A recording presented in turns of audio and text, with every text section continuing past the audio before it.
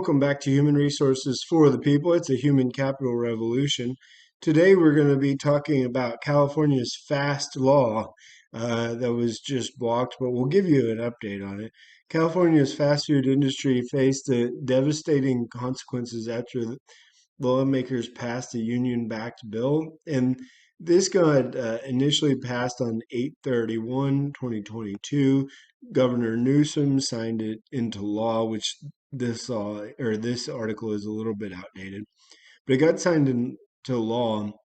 And first, it requires a 10-member council where four of the seats would be reserved for industry representatives.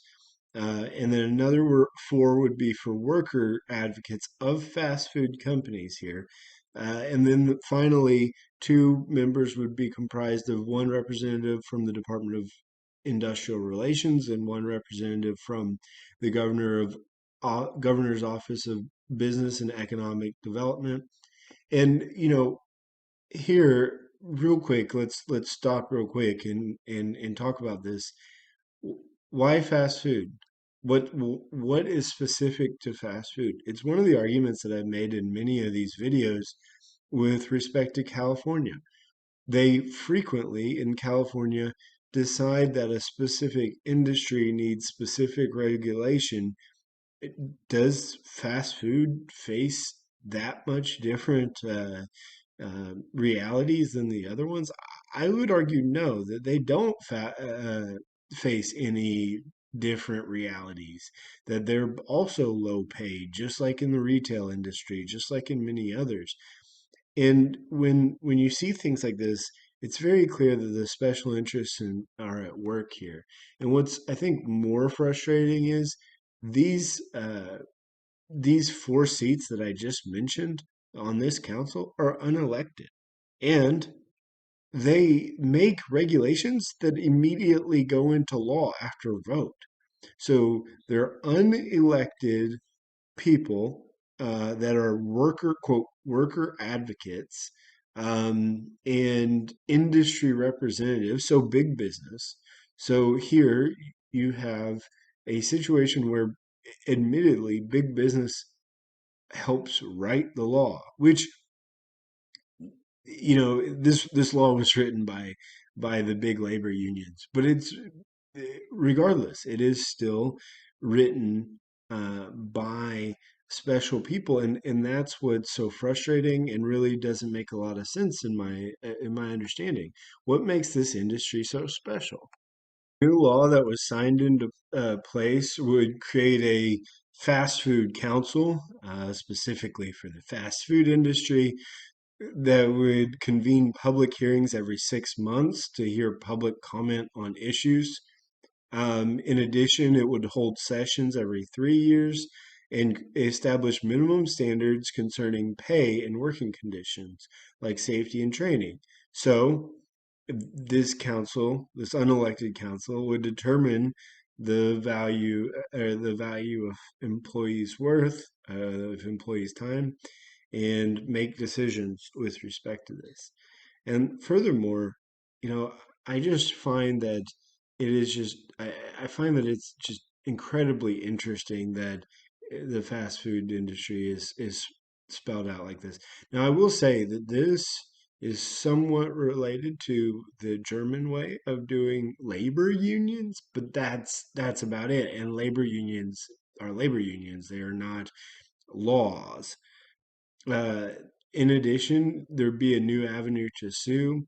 It would allow employees to take claims to the labor board quicker, and under this Fast Recovery Act, where they're presumed to be guilty until maybe not proven and maybe not proven innocent. The bill would create a rebuttable presumption of unlawful discrimination or retaliation for any adverse action taken against the worker within 90 days of a restaurant operator acquiring knowledge of the worker exercising their rights. So this is a really big bill that was signed in September or October of last year. So this law goes on and it says that, which California restaurants would be exempt from AB 257 action. Well, uh, restaurants that are have more than 100 employees and that share a common brand or are characterized by standardized options for decor, marketing, packaging, products, and services, and provide food or beverage for immediate consumption on or off premises.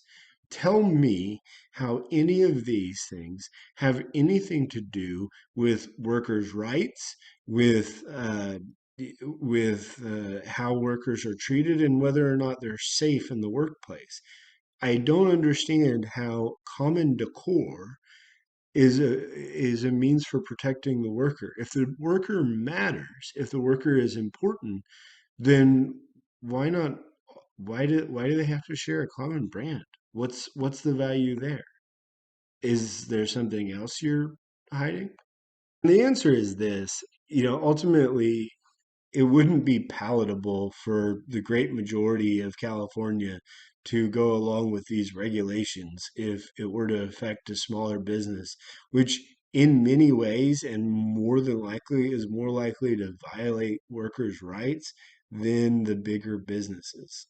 It's kind of a harsh truth, but unfortunately, working for a smaller business has a lot more chances for detriment than working for bigger businesses.